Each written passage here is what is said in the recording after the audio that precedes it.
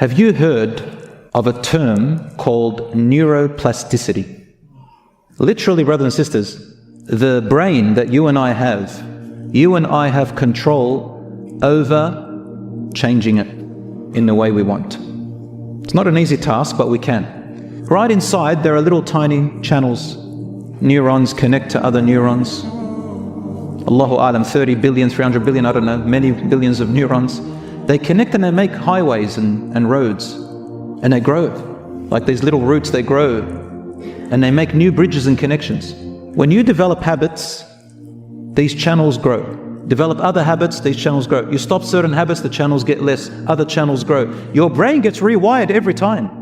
It's a beautiful study. And Allah, He tells us that in the Quran. He tells us that we are responsible for what our brains decide. But the ones we're responsible for is the one right at the front of our brain, not the rest of our brain. Does anyone know at what age the child's brain is almost fully complete, close to adulthood? At what age do you think it's almost fully complete? 7? Okay, good. About modern studies tell us about 6. Could be 7, around that age. It's true. That means the way the child grew up with their parents and their environment and their experiences, there are those channels in the brain have already been set at 6 or 7 years old. After that, the brain starts developing in a different way. And when you reach puberty, guess what starts to develop in your brain? The front part of your brain. Prefrontal cortex. That keeps growing until about 25 years old. That's the place responsible for judgment, decision-making, fears, and so on and so forth. Rationale, all that, making decisions through it. Allah says in the Quran, كَلَّا لَإِن لَّمْ يَنْتَهِ لَنَسْفَعًا بِالنَّاصِيَةِ نَاصِيَةٍ كَاذِبَةٍ خَاطِئَةٍ. Nay, if he does not desist from his oppressive and wrong actions, he's talking about Abu Jahl, but in general to all of us, the human who oppresses and does wrong, we shall take him by his forelock on the day of judgment, a lying, sinful forelock.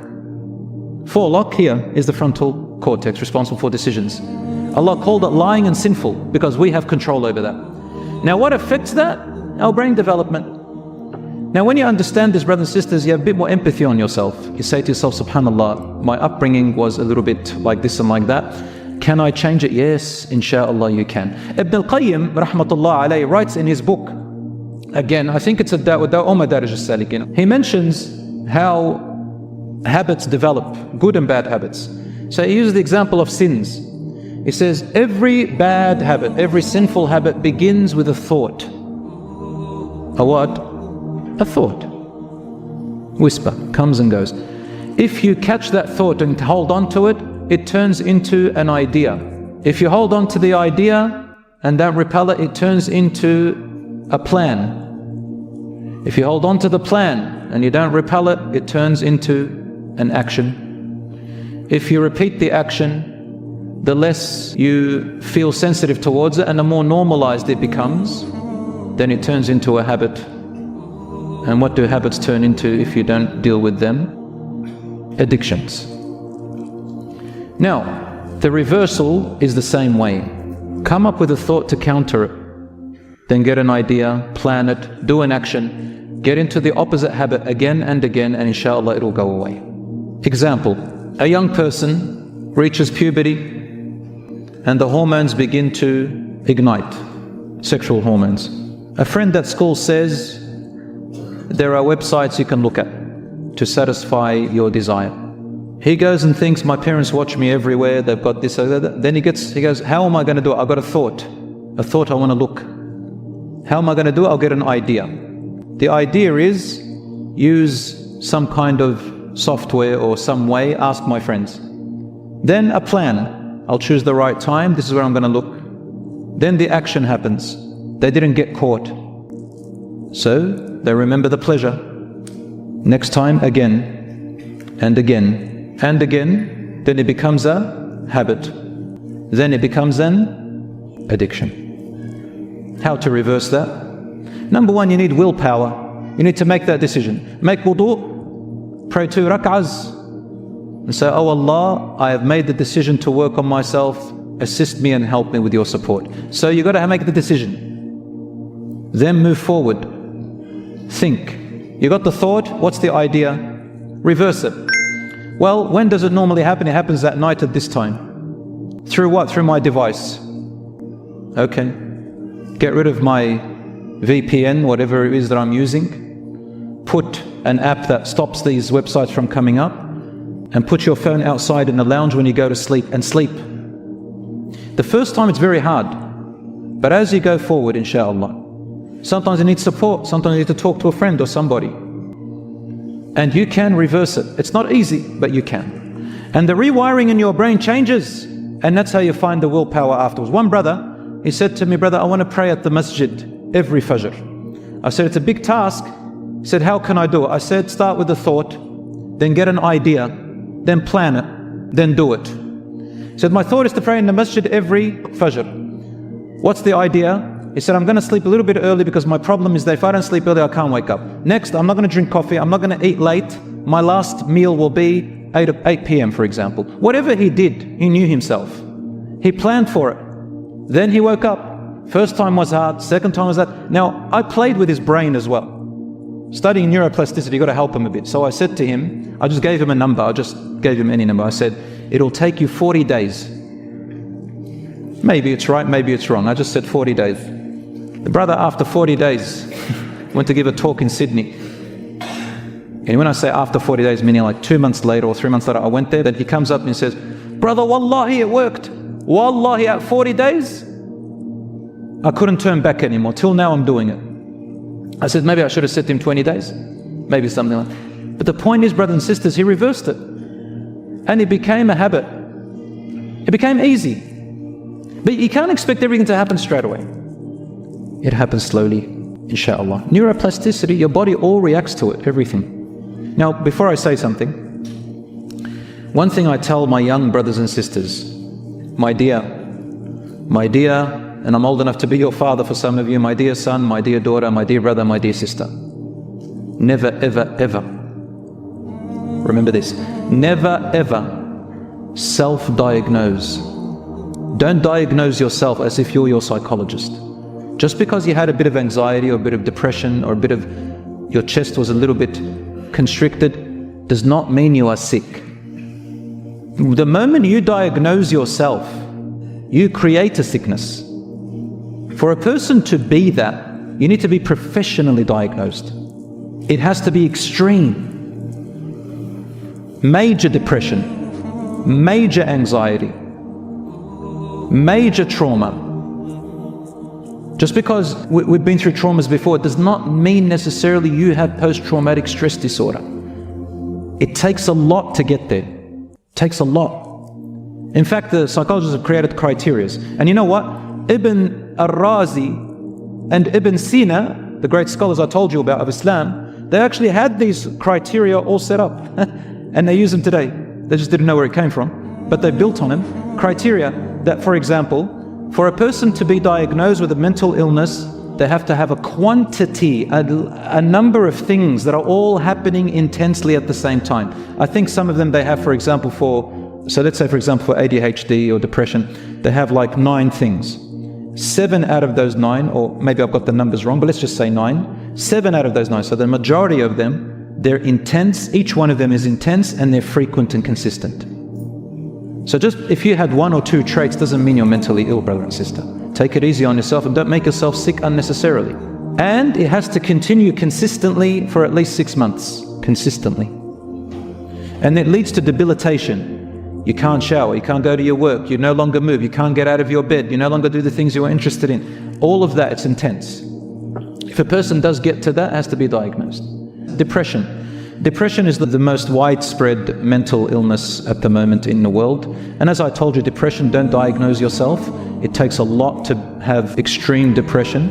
But it's basically a constant feeling of sadness and loss of interest which stops you doing your normal activities. The causes are unknown, but usually it's the result of you remember something in your past that you failed in, your failed experiences, letdowns by others, put downs, bullying, failures, failed expectations, attempts, dreams don't come true, stressful life events such as divorce, illness, bereavement, loss of job, loss of money, etc. And what happens to you is that you start having a low opinion of yourself. I'm a loser, I'm not worthy, it's true what they say about me. So you start creating these names for yourself and these beliefs. Some people even, you start to use religion to justify their bad thoughts. They say, God must hate me, this is a punishment, I make my dua, He doesn't accept it, that means Allah is not pleased with me, maybe it's because I said this to my mum or my dad. And they start creating so many things which they don't really know about. And sometimes they say, my qadar, the qadar of Allah is that my life is just bad luck, khalas, it's everything's misfortune, that's what Allah has written upon me. No! How do you know Allah has written this upon you? The moment you die, that's it. The moment you're still breathing, it means you have hope, there are doors, Allah doesn't leave you. Depression is to look back and think to yourself, what am I really worried about? Why have I believed it? It's because people told me. No, I'm not going to believe it. And try to do something that you're good at and do it good. If you can achieve it, then you'll start to break away those false beliefs that you had about yourself. Once I went with my little daughter to a park, and there was a water slide. Now, I was always afraid of heights, always. So my friends all went on, their dads went on this big slide. It's the one where you stand and the thing opens up beneath you and you drop. It's scary. Now I'm afraid of just the slide, you know, that height. I'm going to go on that. Anyway, my friends went on and their children are cheering them on. Yeah, dad's a hero, dad's a lion, dad's a this, my dad's the best. My daughter looks at me and I'm just standing there. Just looks at me. I go, what? He goes, all their dads are going on, Dad. And I started sweating. I go, oh man, if I don't go on for the rest of my life, my daughter's going to think I'm a wimp, I'm a coward, I'm weak. And then I started thinking, I started getting anxiety attacks. I started thinking, my daughter's going to grow up seeing me weak, she's going to become weak. Oh my God, oh no. So I started imagining, this is when anxiety is good for you. I started imagining things that haven't even happened yet. So subhanAllah, I got my friend and I said, help me out, bro. And I just bit really hard and I said, I'm gonna do it. I don't care if I sweat, if I shiver, if I faint. Went all the way up. He almost had a heart attack. And alhamdulillah, I did it. And after I did it, guess what? I go, I'm taking on all the rides. Every ride. I want to take on the world. Confidence just boosted in me. Of course, I don't advise everybody to do this. You might hurt yourself. I'm just saying that alhamdulillah, the lesson from that is to way to beat your anxiety and depression is to do the opposite and prove to yourself that you are not what you thought you were. The moment you take those steps, other avenues open up. And that is why Rasul ﷺ said, وَلَا تَعْجَزْ, plan, go ahead, rely on Allah and don't become paralyzed. Keep going, whatever happens, happens. 99% of our fears never happen. Just think backwards and think how many of your fears actually happened. 99% of them didn't happen. You don't think about them because you forgot about them, because nothing happened. Anxiety, brothers and sisters, is intense, excessive and persistent worry and fear about everyday situations. Fast heart rate, rapid breathing, sweating and feeling tired may occur. The causes are unknown, but it's about imaginary future fears that don't actually exist. This is going to happen, that's going to happen. Constantly worry a lot, can't stop thinking about the worrying, constantly trying to stop and fight it, constantly aware of dangers and uncomfortable things. So anxiety, maybe write things and plan your day, organize yourself and start to practice what you've organized. Sometimes people like to follow a plan and a timetable to try and help your anxieties, inshallah. Finally, and very importantly, brothers and sisters, yes, anybody who is struggling with mental issues that have gone on for a while, I urge you, with all the advice that I have, to truly ask and seek support and professional help. There are lots of Muslim psychologists, alhamdulillah. If you don't trust the others, just ask around, go to the masjid and ask if you don't know, ask family, look them up, call, go and get professional help.